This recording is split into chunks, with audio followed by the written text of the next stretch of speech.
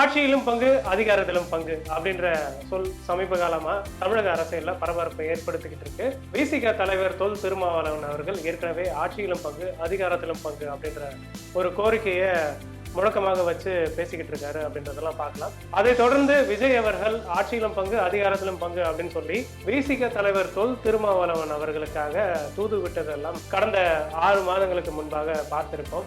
அப்படிப்பட்ட வரிசையில சமீபத்துல ஒரு நிகழ்வு நடந்திருக்கிறது. பாமகவுடைய ஆண்டு விழா நடைபெற்றது. இந்த ஆண்டு விழா கூட்டத்துல பேசிய பாமகவின் தலைவர் அன்புமணி அவர்கள் அவர் கூறியிருக்கக்கூடிய வார்த்தைகள் மிக முக்கியமாக கவனிக்கப்பட வேண்டியவையாக இருக்கு. குறிப்பாக அவர் சொல்லியிருக்கக்கூடிய விஷயம் என்னவென்றால், ஆட்சியிலும் பங்கு அதிகாரத்திலும் பங்கு அப்படின்ற கோரிக்கையை வரக்கூடிய காலங்கள்ல ஆட்சி அமைக்கும் பொழுது அதிமுகவுக்கு கோரிக்கை வைப்பதற்கான ஒரு செக் பாயிண்டாக வச்சிருக்காரு அப்படின்றதான் பார்க்க முடியுது. வரக்கூடிய 2026 சட்டமன்ற தேர்தலில் எந்த கட்சி ஆட்சி அமைத்தாலும் அந்த கட்சியோட கூட்டணியில இருக்கக்கூடிய கட்சிகள் அழுத்தம் கொடுக்கப்படும் அப்படின்ற விஷயம் தான் இப்போ போய்கிட்டு இருக்கக்கூடிய ட்ரெண்டா பார்க்க முடியுது.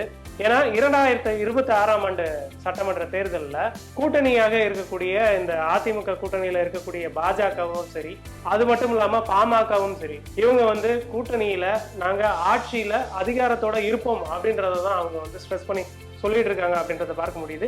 ஏற்கனவே அமித்ஷா அவர்கள் இந்த கூட்டணி அறிவிப்பின் போது என்டிஏ தலைமையிலான ஆட்சி தான் தமிழ்நாட்டில் நடைபெறும் அப்படின்னு சொல்லியிருந்தாரு. பல்வேறு இடங்கள்ல அவர் பேசக்கூடிய உடல் மொழியை பார்க்கும் பொழுது என்ன தெரியுது அப்படின்னா, என்டிஏ தலைமையிலான ஆட்சியில அதிமுகவுக்கு பவர் அதிகமா இருக்குமா அப்படின்னு பார்த்தா இல்ல, பாஜக பக்கம் தான் பவர் அதிகமாக போகும் அப்படின்ற துணியில அவர் பேசிக் கொண்டிருக்கிறாரு. இது மட்டும் இல்லாம அடுத்து இப்ப அன்புமணியும் அதிமுகவுக்கு செக் வைக்கக்கூடிய நிலையில தான் பார்க்க முடியுது.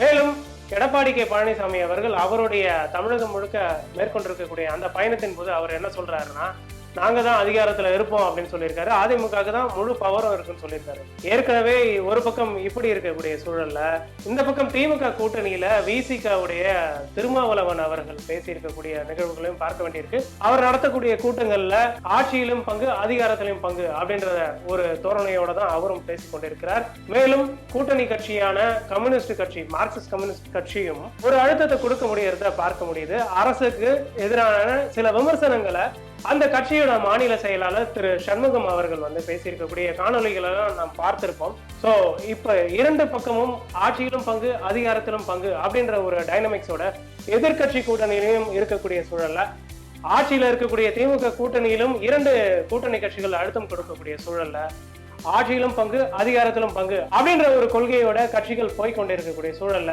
வரக்கூடிய 2026 சட்டமன்ற தேர்தலில் ஒரு தொங்கு சட்டப்பேரவை அமையவிருக்கிறதா அப்படின்றத பொறுத்திருந்து பார்க்கலாம்.